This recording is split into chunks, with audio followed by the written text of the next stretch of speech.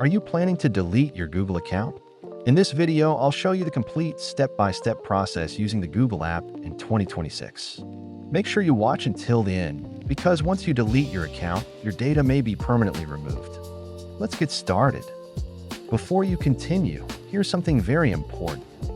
Deleting your Google account will permanently remove your emails from Gmail, your backups from Google Photos, your files stored in Google Drive, your YouTube data and subscriptions, your Google Play purchases, and your saved contacts and calendar data.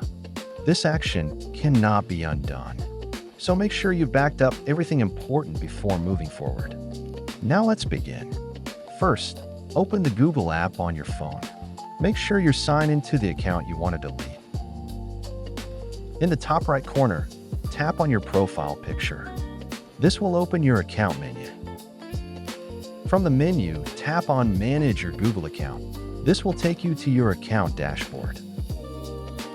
At the top, swipe through the tabs and tap on Data and Privacy.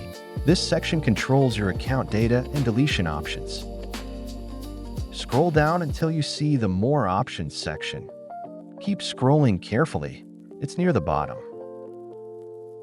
Under More Options, tap on Delete your Google account. You may be asked to enter your password to verify your identity. Now, Google will show you everything that will be permanently deleted. Carefully review all listed services and data. Make sure you understand what will be removed before proceeding. Scroll to the bottom of the page. Check the confirmation boxes. Then tap on Delete Account. Your Google account will now be scheduled for permanent deletion. And that's how you delete your Google account using the Google app on your phone in 2026. If this video helped you, make sure to like and subscribe for more simple tech tutorials. If you have any questions, drop them in the comments below. Thanks for watching, and I'll see you in the next video.